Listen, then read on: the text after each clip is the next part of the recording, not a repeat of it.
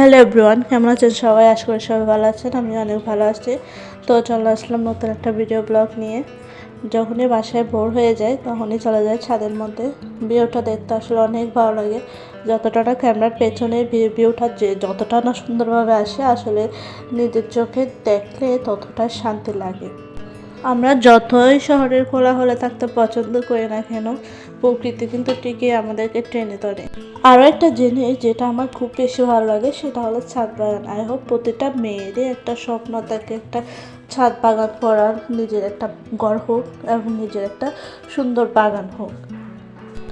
আপনারা যারা আমার ভিডিওটা দেখছেন সবার কাছে একটা রিকোয়েস্ট, সবাই আমার চ্যানেলটাকে একটা সাবস্ক্রাইব করে দেবেন যাতে পরবর্তী ভিডিও দিলে ওটা আপনাদের কাছে চলে যায়।